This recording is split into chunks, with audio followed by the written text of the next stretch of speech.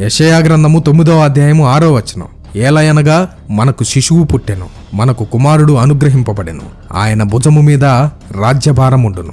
ఆశ్చర్యకరుడు, ఆలోచనకర్త, బలవంతుడైన దేవుడు, నిత్యుడగు తండ్రి, సమాధానకర్తయగు అధిపతి అని అతనికి పేరు పెట్టబడును. యేసుక్రీస్తు ఎవరో యెషయా గ్రంథం చెప్తుంది. ఆశ్చర్యకరుడు, ఆలోచనకర్త, బలవంతుడైన దేవుడు, నిత్యుడగు తండ్రి, సమాధానకర్తయగు అధిపతి. కేవలం ఆయన ముగ్గురు మాత్రమే కాదు, ఆయన 5గురు కూడా అని ఒక కొత్త సిద్ధాంతం చెప్పొచ్చు. ఈ వచనం చెప్పేది అంతమంది దేవుళ్ళున్నారని అర్థం కాదు. ఒక్క దేవునిలో ఉన్న అట్రిబ్యూట్స్ అవి. ఒకే దేవుడు అన్ని లక్షణాలు కలిగి ఉన్నాడు. అదేవిధంగా తండ్రి, కుమారుడు, పరిశుద్ధాత్మ అనగానే ముగ్గురు దేవుళ్ళు ఉన్నారని అర్థం కాదు. ఒక్క దేవుడే తనను తాను బయలుపరుచుకున్న విధానం అది.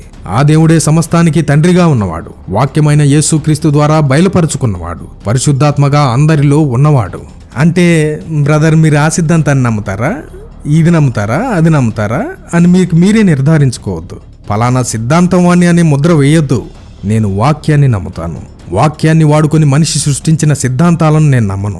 దేవుడు చెప్పిన మాటలు, అపోస్తలుల ద్వారా అందించిన సువార్త, పత్రికలు చాలు. అంతకంటే గొప్ప సిద్ధాంతాలు మనకు అవసరం లేదు. క్లియర్గా యేసుక్రీస్తే చెప్పారు, ఎవరికి ఎలా బయలుపరచుకుంటానో నా ఇష్టం అని. అప్పుడు మనం ఎవరం ఇదే నమ్మండి అని చెప్పడానికి?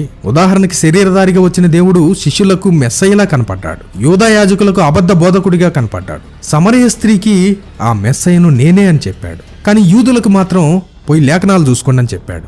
ఒకవైపు దుఃఖంలో ఉన్న మార్తతో పునరుద్ధానమును జీవమును నేనే అని సూటిగా దైవత్వాన్ని ప్రకటించుకున్నాడు. మరోవైపు సందేహంతో ఉన్న బాప్తిస్మమిచ్చు యోహాను శిష్యులతో నేనే అని చెప్పకుండా గుడ్డివారు చూస్తున్నారు, కుంటివారు నడుస్తున్నారు, మీరు చూస్తున్న కార్యాలే నాకు సాక్ష్యం అని లేఖనాల నెరవేర్పును చూపించాడు. ఒకవైపు తనను వెంబడించిన శిష్యులతో ఉన్నప్పుడు నీవు సజీవుడైన దేవుని కుమారుడు అయిన క్రీస్తువు అని పేతురు చెప్పిన ప్రత్యక్షతను అంగీకరించి దాన్ని స్థిరపరిచాడు. మరోవైపు సామాన్య ప్రజలకు పరలోక రాజ్య మర్మాలను ఉపమానాల రూపంలో గూఢంగా బోధించాడు. వారికి అర్థం కానప్పుడు వినగల చెవులు గలవాడు వినుగాక అని ముగించాడు. ఒకవైపు సమాజం నుండి వెలివేయబడిన పుట్టుగుడ్డువానికి మనుష్య కుమారుడు ఆయనే, ఆయనతో మాట్లాడుతున్నది నీవే అని తనను తాను స్పష్టంగా బయలుపరుచుకున్నాడు. మరోవైపు గర్వంతో ఉన్న పరిచయులకు తన కార్యముల ద్వారా తన అధికారాన్ని చూపించినా వారు అంగీకరించినప్పుడు వారి అవిశ్వాసాన్ని గద్దించాడు. ఒకవైపు పాపిగా ముద్ర వేయబడిన జక్కయ్య ఇంటికి తానే స్వయంగా వెళ్లి నేడు నీ ఇంటికి రక్షణ వచ్చియున్నది అని రక్షణను ప్రకటించాడు. మరోవైపు ధర్మశాస్త్రం తమకే తెలుసు అనుకునే శాస్త్రులకు మీరు లేఖనముల నుండి పరిశోధించుడి అని వారిని తిరిగి ప్రశ్నించాడు. ఈ విధంగా దేవుడే కొన్ని విషయాలను మరుగు చేస్తూ వచ్చాడు. ఆ మరుగైన విషయాలు మనకి తెలియాలంటే ఆ దేవుడే తన ఆత్మతో మనకు సహాయం చేయాలి.